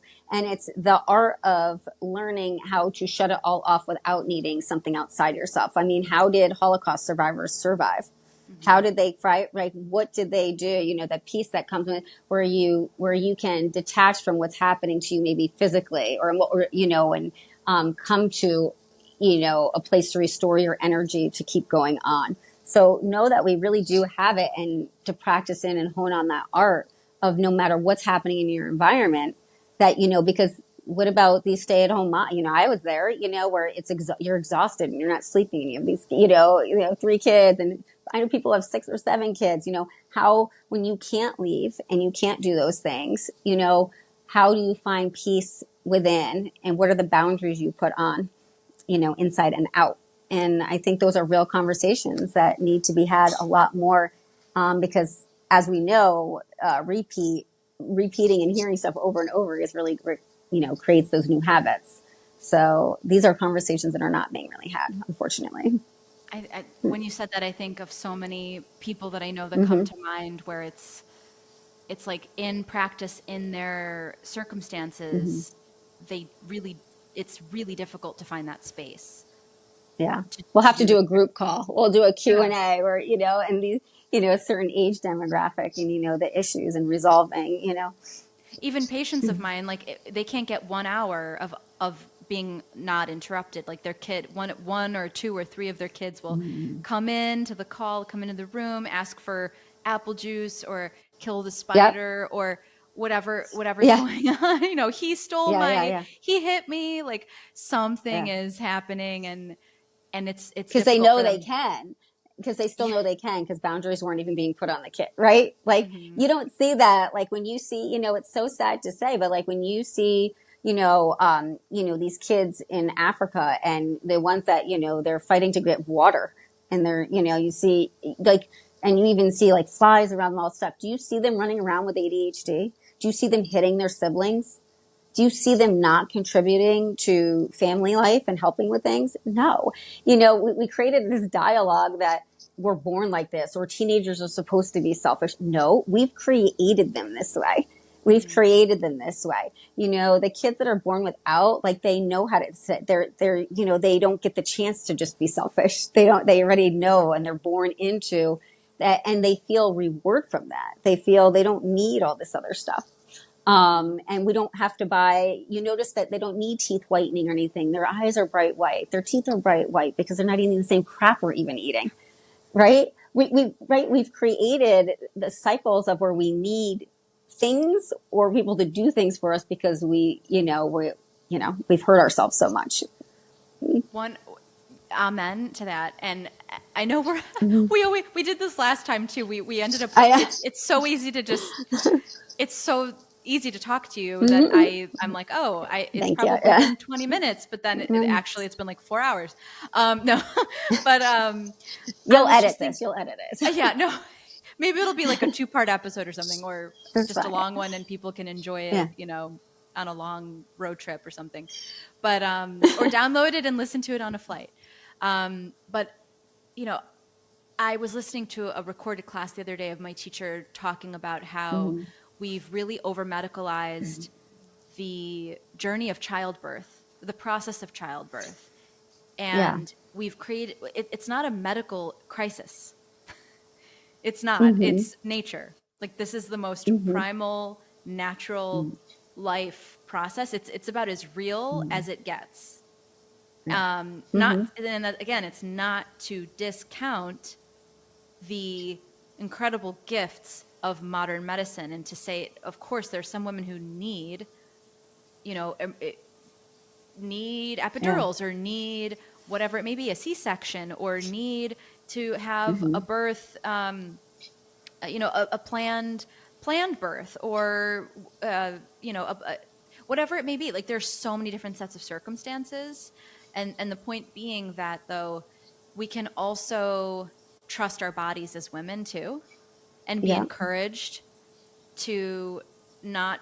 I mean, I have a friend right now actually who's, I think she's 7 months pregnant, and I can feel every time I see her, she has this look of worry on her face, like she's not doing something Mm-hmm. right, or she should be Mm-hmm. doing more, or it she and This and this perfectionism that we have to, yeah. this And if they're in, and if you're perfectionism. in, but if you're also in like kind of what we're in the line of work, I'll say there's almost even a heightened elevation of that because like for me, even on social media, I don't really utilize it unless it's for medical or listening to what's new and up on supplements or what people's thought. It's really work related, but there's so much contradictory information, right? So if you're having your first child and you're really hypersensitive doing the right thing, you always think you have to always be doing something. And that's something I mean, back in the day when, what we were doing, giving birth and crops, and doing it, and still people are doing that, we do have a false sense of like having to need too much that we don't, what we To need make is it into rest. a We need is whole, peace. Mm-hmm. yeah, I mean, and the whole production Mm-hmm. of it's Yeah. very kind of we've contrived this drama around, and the Yeah. way that women feel when they're pregnant and when Mm-hmm. they are going into the initiation of becoming mothers, and then when they're postpartum reclaiming their body and healing their body, and then this new chapter of life of mothering and the whole support around the mom and Mhm. child, that I feel like to me is a huge, huge, huge, like, that is a really good entry point into how we heal the planet, because it's That's it, the very first, 100% right. right? It's the beginning. It's the beginning. And that's what I'm saying about the kids. And it's not separated because we're never getting to the root. We're never getting to the beginning of the process. And that's where I believe my work is, what I can kind of bring to the table and spread to others. And you can bring to the table, we just keep spreading, that. And, I mean, I had even a plan I brought to the UN for the kid, but they wouldn't give it to the US. They wouldn't fund that. They wanted it more of a media spectacle. And it's like, that's not what I was looking to do. Right. So there's going to be a time that we can unroll something that's going to help people more, but you're 100% correct where it starts from where we begin. And it starts with more equalized care and more equalized knowledge. So, I mean, knowledge is for free. And there's a lot of people not giving really great knowledge because they want to make money off of it. I'm always really careful in what I say, mostly for responsibility factors. I'll tell you, I've cured cancer for people. I've done so many things off of Amazon that are very affordable, but I would never say what those things are without someone's care, right? Being in care, because it's very different for each and there's a responsibility to it. Yes. But I call upon a lot of healers to be able to share really good information and not information with an exchange for some sort of profit, but just to serve and to help people, especially moms and the children. The children are suffering greatly. And it's, I mean, even our baby formula, like I just had someone who just had a baby and it's like, there's corn syrup is the freaking first ingredient. But we have information on how that does cost, why would that even be allowed? We have the information. We have the scientific data. Why are we allowing this? That's leadership. That's where the leaders come in. Mm-hmm. Oh my gosh, two points on the feeding the babies is, one is Ugh. sad moms, right? Like, sad Mm-hmm. moms can't produce milk. It's Mm-hmm. for a myriad of reasons. Just like Yeah. how when you get Cortisol, all that. yeah, yeah, and just like when you get anxious and you get a stomach ache, a lot of people with IBS have chronic anxiety and depression. Mm-hmm. Well, when you're a new mom and oh my gosh, plethora of transformational, like transcendental things on every level just happened to you and through you and around Yeah. you, and there's this baby and it's crying and all you want to do is provide and nourish, but you feel so depleted that you can't, Mm-hmm. there's not enough substantive nutrition, like you can't even convert the food. There's so many Mm-hmm. reasons why a mom might not be able to breastfeed here under these Mm-hmm. circumstances. And then the guilt and the shame that that you might feel, oh my gosh, from that. And then you Yeah. go and you try to find formula. And I remember during COVID, there was actually a shortage of baby formula. It was like, there was this Yeah. crazy Because, yeah. news story that, like, Not moms necessary, but couldn't people find.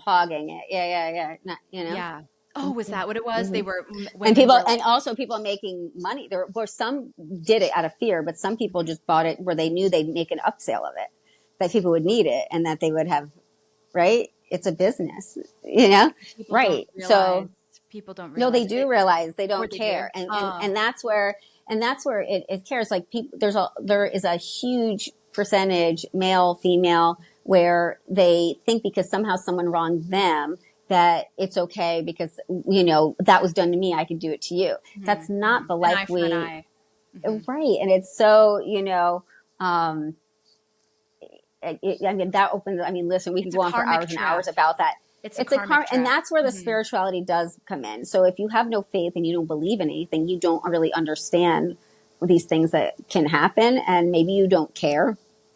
But again, if we start changing the cycle of abuse, and it comes in many, many different forms, and that can even be lack of knowledge and the abuse of needing money for knowledge, which we shouldn't need, right? Then, we can start changing that cycle and just raising just all around better people, Mhm. right? And then you break the cycles and better people create better things and then you solve so many other senior issues. And I mean, name it. Like, that's when things really change. when people care. Hmm. So what is it? Love is always the way. Love is the most powerful Mm, medicine, and it's so yeah. transcendental. I mean, it's sometimes just saying a very simple sentence, or the way you look at someone, or the way you touch Mm-hmm. someone, it takes 1 second, and that person, Mm-hmm. you can something completely shifts. I've seen it. I mean, Right. like you, like I've seen people really, really transform in a very short amount of Mm-hmm. time. And all this to say that, like, any I do feel like anyone can heal if they allow themselves the circumstances, the environment, if they are Mm-hmm. able to get out of their own way, if they're able to listen to their bodies, i- you know, in the right span of time, and not wait too long, right? Because of course, when Right. things are ignored and neglected for Right. longer, then it's the more difficult it Mm-hmm. is to treat, and it's Mm-hmm. harder to unravel all those imprints and those behaviors and those beliefs, and Mm-hmm. disease goes into the deeper tissues, right? And Right. it just gets more complex to heal all those different systems, because the body is so Right. complex. But encouraging the conversations like this, that's why this podcast exists. Is it's like Mm-hmm. we need th- this is a really good thing to normalize, and to feel comfortable talking about, and comfortable asking questions, getting curious, and all the taboo topics, sexual, like hopefully sexuality is Mm-hmm. not too much of a taboo anymore, but anything that Yeah. feels like Yeah. I mean, probably is Well, they for are talking about, no, the sexuality even is not so taboo anymore, but no one's even talking about what, like, real love to unconditional, lust is separate, different. They're Mhm. talking more about, like, women being, the, yoni ball, or like, or masturbation, they're talking Mhm. about things that are, say, which that door needs to be open, but there's also such confusion on what healthy relationships look like, you know, and what, healthy people look like. And if you're not healthy and in a good mindset, you don't have healthy relationships. And therefore those are our divorce 70%, right? Mhm. So if we can stop that process, then you stop Mhm. having the kids in the broken homes, right? So, and you can find a new way of doing things. So the shift is all mindset. It's perception. You change the perception, the rest comes, right? Do you ever work with couples? Yes, I do, You but I rarely have them together. It's always, Mhm. I work with them individually, and not usually together. Sometimes, but rarely. The personal Yeah. growth process, I believe, is very individual. And I understand them, some people have success in the therapy process, but more times than not, they don't. And a lot of therapists are forcing couples to do things like get them flowers or go out, do things that are nice. And you should want to do these things. And if you're not, people are just fearful of losing what they have. They shouldn't be fearful of that. And they can't think that the grass is greener. So I make people work through their shit and be better people. And then down the line, we can reevaluate about if they should be in a relationship. But yeah. I think maybe a good place to conclude might be if you had something happen recently, or something that stands out as like a really inspirational success story that you feel like, Mm-hmm. wow, this was incredible to witness, or to be a part of this Mm-hmm. healing transformation. Any particular person as of late Mm-hmm. that you've seen like such tremendous Well, there's growth? two that kind of comes to Yeah. mind, and only right two. I'll say it's two really, really quick because it'll. The first one I'll say because it's brief, but it shows you the importance of why a medical intuitive should be applied to Mhm. modern medicine because it saves you time.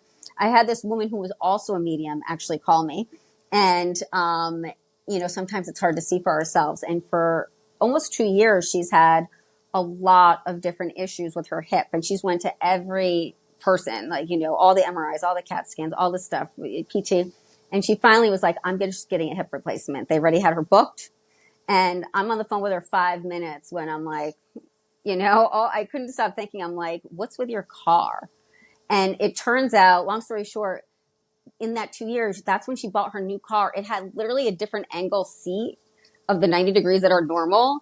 And I mean, literally that's what caused the hip pain.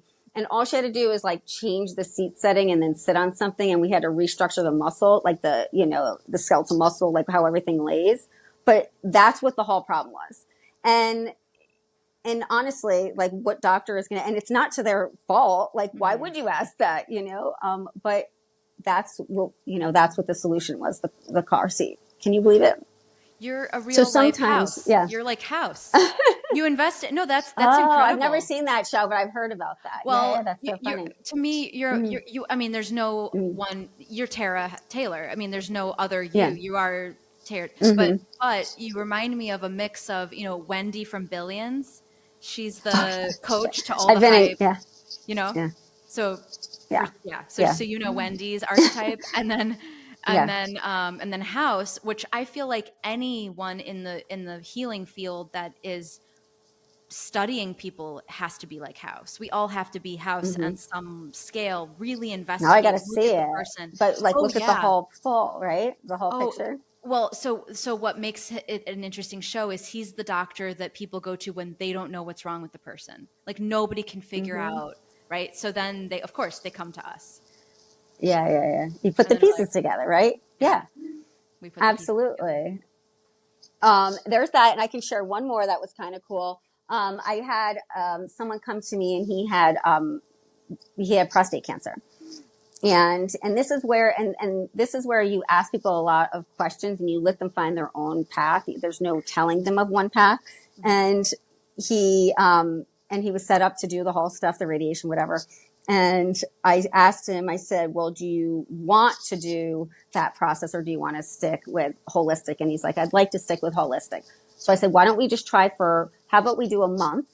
And I'm purposely saying out how I did it because this is how it should be asked. Why don't we do a month if you feel comfortable? We'll go through your medications and go through your dietary changes, and then we'll get blood work and see if there's a change, right? Mhm. And then we'll reevaluate. Fine. Love it. So a lot of greens, a lot of different stuff. I changed even the timing of the medication. I didn't take away the medications of the doctors that he was already taking, blood Mhm. pressure and all that stuff. But I changed the timing and the process of how he did stuff and how much sleep and anti-inflammatory diet, right? Mhm. And of course, mental health coaching, like clearing energy, whatever. A month goes by, his numbers are perfect. There's no problem whatsoever. But I'm like, we can't just stop at it. I'm like, do you want to continue this or do you want to go back? Let's continue. Fast forward 90 days. He's feeling the best he's ever felt. He's doing great, blah, blah, blah. His doctor wants to do a second biopsy just to make sure, right? The first biopsy, 16 sites, 11 were positive. That's a pretty big number. He Wow. goes back, and I even drove to the hospital. He did the biopsy, same thing. Not one positive biopsy, right? Not one positive. Can you believe that? Yes, I can. Mm-hmm. So it's like, and a lot had to do with obviously the emotional and the process of holding on to all the stress, not breathing, getting the oxygen in. But again, it's a recipe. It's not always taking away everything. It's organizing it in a more effective way for you and bringing balance to your life. So and all the products that I did get him, I'll say again, I got on Amazon. I got, and they were really easy. Great things, great access. And it's another person who travels everywhere who had access with everywhere that he went to get more of anything, which was what we look for too, being relaxed in that, you're not going to go without. So Wow. both stories, make me proud, and I'm proud of them for coming to me. Well, congratulations on that work. I mean, there's nothing, I can't imagine anything more fulfilling than seeing someone go from such an advanced illness. I mean, I've actually seen it. I think the most advanced illnesses that Mm-hmm. I've helped treat have been like Mm. hyperthyroid and kidney stones and PCOS. Mm. Oh, But painful. yeah, Mm-hmm. but no terminal. I haven't had any terminal cases that I have been like Mm-hmm. really, really. I'm not to say that I would never turn anyone down. I would never turn anyone Mm-hmm. down. But I also have been like growing the confidence to meet someone at that stage, I think comes with time and Mm-hmm. refining the skills and just gaining more and more knowledge. For me, it's like rinse, lather, repeat, and Mm-hmm. knowing the herbs and formulations really well.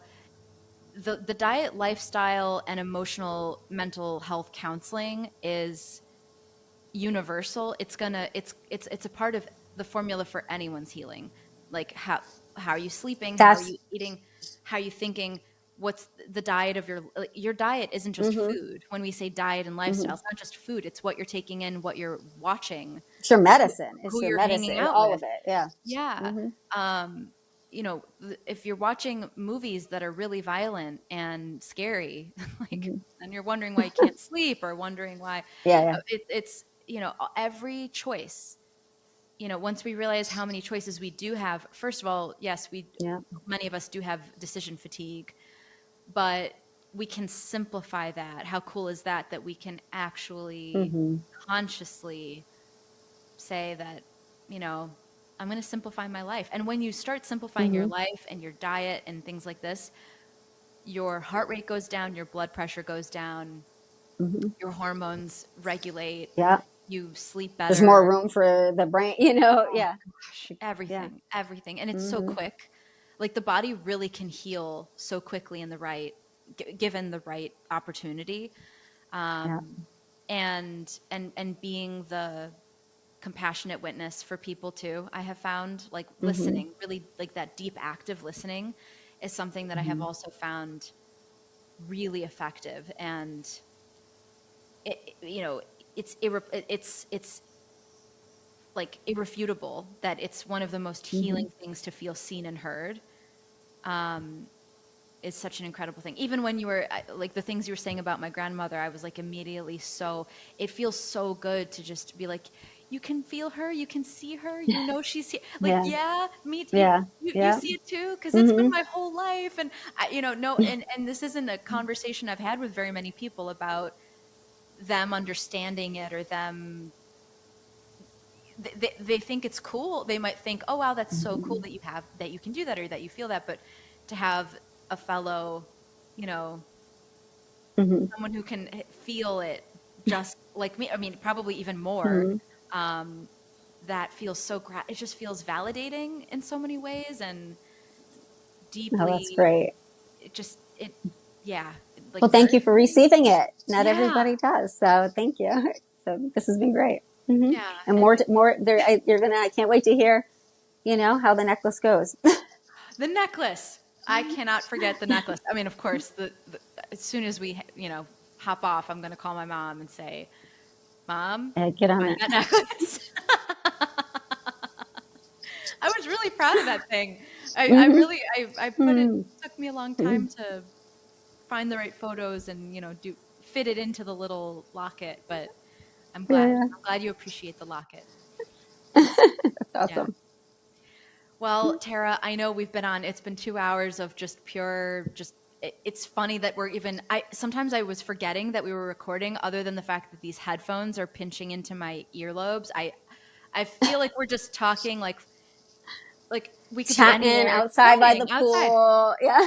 Yeah, like it could be okay. Well, want to go to yoga now, or like it's just been Yeah. so easy, and that feels so nice to just have such an easy conversation that flowed Mm-hmm. effortlessly, and we went to so many different topics, and it's been so fascinating to hear about like Mm-hmm. your practice and learn about you and your work, and I feel like you should write a book. I mean, you've probably been asked to write a book. I, yeah, I've been asked. There was times I started and stopped, but I was like, where do I even begin? And it's funny that you said that because like the other day, I was shown a bunch of things, and they were like connecting the dots and to do it. So I think it's on the list. But what would you like my first book to be? Because I like there's so many things I could start with, and I don't. What do you think? Mm, I'm fascinated by mm, same way that I like format. I've a very self-taught interviewer, so I didn't really. I mean, sure, I've listened to other podcasts, and I have some people that I think are really interesting. But if I tried to be them, it wouldn't work, right? Like I have to just. ditto. Yeah. So I think doing it in the Terra way, and and making it feel like you is going to be the most interesting. Like there is Mm-hmm. no, I don't think there's a recipe to making a really great book other than this is your real experiences. And I think the openness, that high vibrational energy that Mm-hmm. you come into it with, that's what's going to be felt when we read it. That's what's going to hop off the pages. It's that energy that goes into something. So anything that you feel passionate about sharing, Mm. which again, it's like, oh well, again, where do I There's so start? many topics. I know, But right? There's so many topics. but I think like I would start with your story. And that's how I start my interviews is I'm always Mm-hmm. like, when did you first see your first vision? Who was the first Mm-hmm. person you helped? How did you slowly gain the confidence to help more and more people in more advanced stages Mm-hmm. of illness? And like, when do you like, and then I think you start just diving into these caverns within yourself, and I think Right. it becomes this very cathartic experience because then you're remembering things, you're going into, you're sitting with yourself. It's like this deep Yeah. meditation, and you can be like, oh yeah. I know. I think the fall, I've heard it a lot. I keep thinking in the fall that I'll find somebody maybe to work with me on it. And, maybe we'll have something out before you know it. But yes, that has been a calling that I've been kind of avoiding that now I think is more needs to come to the It's forefront as well. coming. It's There's no coming. shortage of work that I need to be doing. Let's put it that way. Yeah, I No just see wonder your face whenever on I a do stuff, oh I want to be outside and doing stuff. I'm like, I'll just work in luxury so I'll feel like I'm balanced at all times. yeah, I just see your face on a book, like for Oh, what okay. that, for whatever that's worth. I can like I'll take it. I'm Yeah. yeah, I can very Hmm. easily see that and feel that in the very near future. Like that, of course. Okay, Not great. just that, too. I feel like you could be, yeah, someone, you mentioned being invited to speak at conferences, and I think saying yes, but also there's an art of saying yes, and there's an art of saying no. And I think knowing the things, and because you're you're an intuitive, you'll know. You'll know the things. They have me saying yes to a lot of things. Yeah, that I Yeah, normally would not say yes to. Let's put it that way. So the calling is here. The time is now, and I'm grateful. Thank you for making this feel very easy and at home. I think that you're going to go to do great things and more, and hopefully we'll have more conversations. And this work, there's no shortage of people that we need to be able to reach. So it's important we all are on the same page of messaging, right? And that it's not contradictory, and that we're not afraid to, collaborate. That it's, that's huge right now. Hmm. we're in harmony, we lift one another up, we support one another, and then magic. It Yes, really truly is magic. The it is. I have found just the strength in community and in supportive affirmations. It's powerful. And my love language is affirmations. So when I hear things like I that, I'm love it. like, "Ugh," it just feels so good for my heart to be held in that Mm-hmm. way, and to be given that gift from anyone. I'm so grateful to you for that. You've done it many, many times Yeah. throughout today's conversation and even the other day when we were talking, and Oh, it's good. been such a treat to connect with you and to get to know Oh, you. thank And you. hope I it's the appreciate I that. hope it's the beginning of many, many, many conversations and opportunities to connect Hmm. more and work together and hang out and frolic through nature wherever, whatever. I'm sure it will align again. Yes, yes, please. Hug I would some love to. trees. I know. I might later. It's kind of nice out right now. No. I definitely will. As soon as we're in a heat wave, but as soon as it cools down, I need to go hang out with the trees. But Tara, thank you so much. This has been a gift. And if there's anything that you wanted to add before we conclude, I feel like this was really perfect. No, I think this is great. Thank you. Spreading more love is the only message that people need to get out of their own way. Just this world's suffering enough. Perfect. All right. So much. All right. Thank you. All right. Bye. Thank you for listening to Ojas Oasis with Sasha Brzezinski. To learn more about Ayurvedic healing, please visit ojasoasis.com. We'll see you next time, and until then, have your smile.